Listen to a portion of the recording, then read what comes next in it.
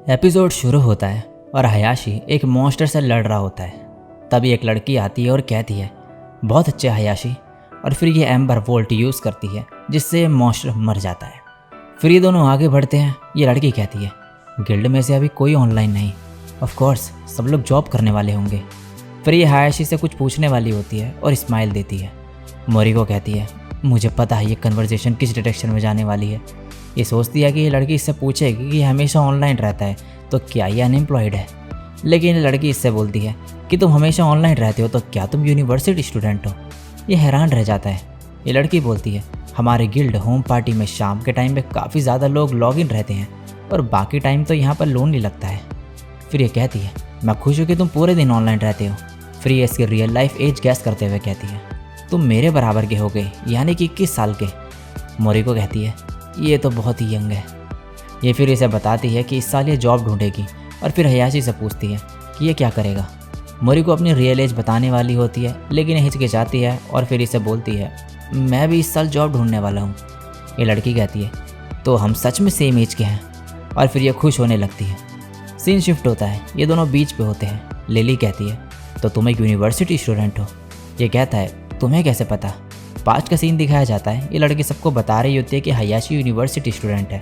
सब लोग हैरान होते हैं।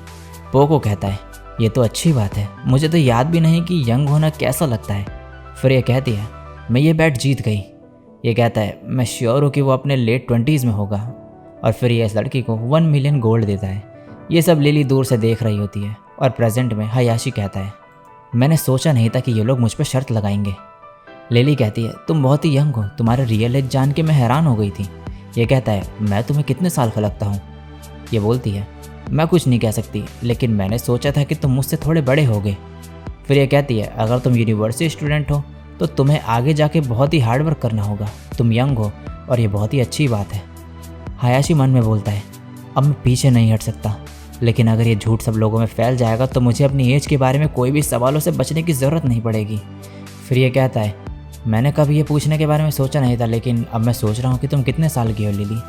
और फिर तभी कहती है, ये मैंने क्या कर दिया, जो मैं सोच रही थी वो मैंने यहाँ पर टाइप भी कर दिया। ये सही नहीं हुआ, मैंने खुद के पाँव पे कुल्हाड़ी मार दी। लिली कहती है, तो क्या तुम उसकी प्राइवेट लाइफ के बारे में जानना चाहते हो जिसे तुम असल ज़िंदगी में जानते तक नहीं।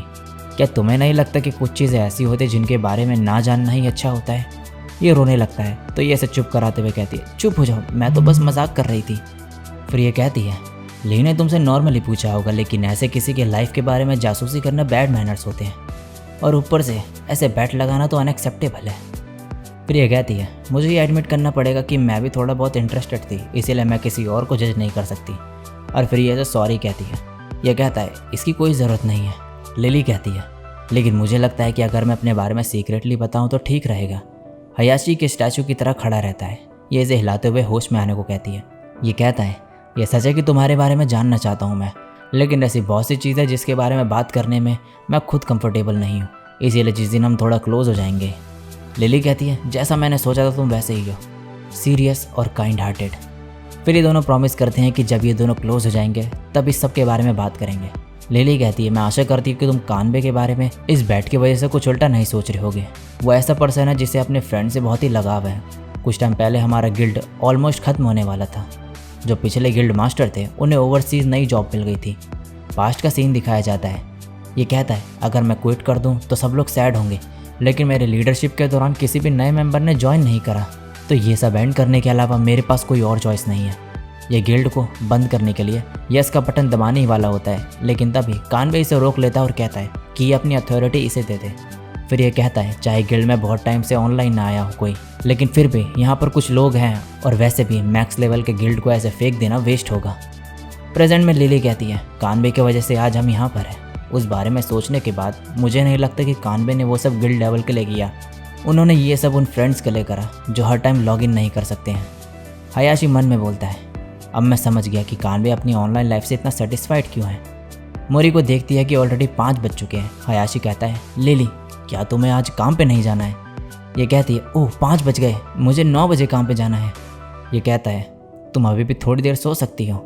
ये कहती है, मुझे नहीं लगता कि मैं टाइम पे उठ पाऊँगी, अब इतनी देर हो ही गई है तो मुझे अब पूरी रात जागना पड़ेगा। ये कहता है मैं तुम्हें कंपनी दूंगा जब तक मुझसे हो पाएगा। सुबह हो गई होती है, मोरिको को कोल्ड हो गया होता है तो ये मेडिसिन लेने फार्मेसी जा रही होती है। दूसरी तरफ ये लड़का भागते हुए आ रहा होता है और कॉल पे बोलता है सॉरी, मैं जल्द से जल्द पहुंचने की कोशिश कर रहा हूँ, मैं आज बिना ब्रेक के नॉन स्टॉप काम करूँगा। तभी एक मोड़ आता है और मोरिको इसके सामने पे होती है और गलती से इसकी एल्बो इसके मुंह पे लग जाती है और ये बेहोश हो जाती है। नेक्स्ट सीन में मोरिको के सामने ये लड़का होता है। ये बोलता है कल तुमने ओवर टाइम किया था, फिर भी तुम आज सबसे पहले आ गई, क्या तुम ठीक हो? तभी मोरिको का कैरेक्टर बदल जाता है। ये कहती है मैं चाहती हूँ कि मैं अपना काम ढंग से कर सकूँ। अचानक से इसके सामने तेज़ हवा चलती है और अब मोरिको के सामने ये बिल्डिंग होती है और बहुत सारे लोग इस बिल्डिंग की तरफ जा रहे होते हैं और यहाँ से कूद जाते हैं। ये सब देख कर ये यहाँ से भागने लगती है और तभी मोरिको होश में आ जाती है। इसे पता नहीं होता कि ये कहाँ पर है। ये लड़के को देख कर ये बोलती है ये कौन है, इसके इतने प्यारे ब्लॉन्ड हेयर हैं। लेकिन अभी ये सब इम्पोर्टेंट नहीं। तभी इसे खांसी आती है और ये लड़का इसकी तरफ देखता है और हेलो बोलता है। मोरिको उठने की कोशिश करती है तो ये बोलता है आराम से। ये कहती है शायद मैं आपको परेशान कर रही होंगी, लेकिन यहाँ ये सब क्या हो रहा है। ये इसे बताता है कि आज सुबह कैसे गलती से इसने एल्बो मार दी थी इसके और फिर सॉरी कहता है। ये कहते कोई बात नहीं, मैं ठीक हूँ। ये बोलता है तुम्हें शायद कोल्ड भी हो रखा है तो यहाँ से प्रिस्क्रिप्शन ले सकती हो तुम। मोरिको बोलते कि मेरे पास मेरा हेल्थ इंश्योरेंस कार्ड नहीं।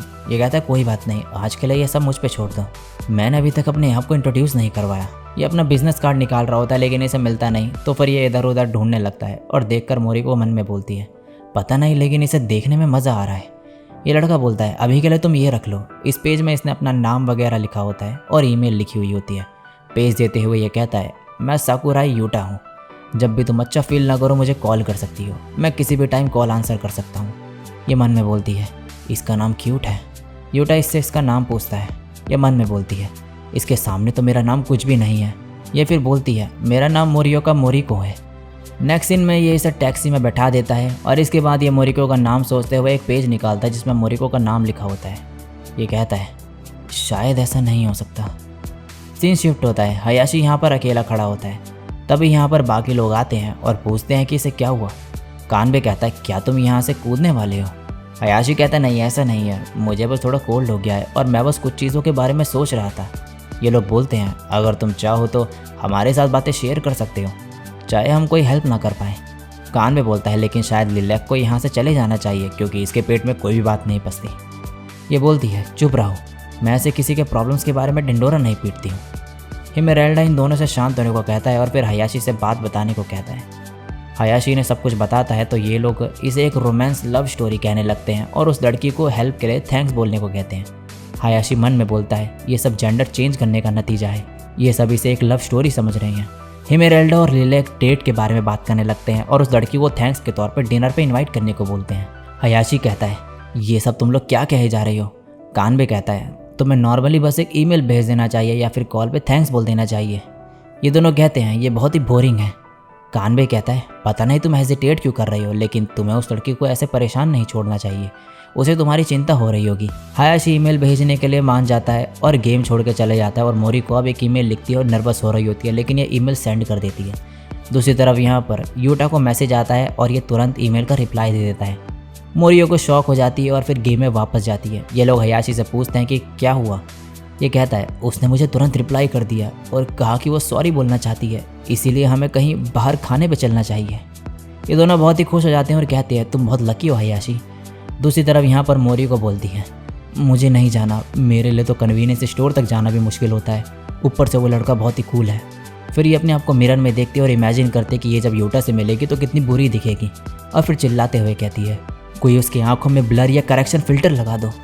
सीन शिफ्ट होता है। हयाशी पेड़ पे बैठा होता है। एक लड़की की आवाज़ आती है शायद तुम किसी चीज़ को लेकर परेशान हो, और तभी लिली इसके सामने आ जाती है और ये डर जाता है। लिली कहती है लास्ट ईयर में यहाँ पर सैड होके बैठी थी है ना?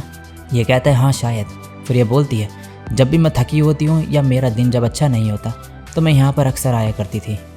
मेरे पास रियल लाइफ में शिकायत करने के लिए कोई भी नहीं है और यहाँ पर मुझे लोगों का मूड ख़राब करने का मन नहीं करता, इसीलिए मैं यहाँ पर आ जाती हूँ। लगता है हम दोनों का एक जैसा ही हाल है। फिर ये ऐसे इस बात को सीक्रेट रखने के लिए कहती है।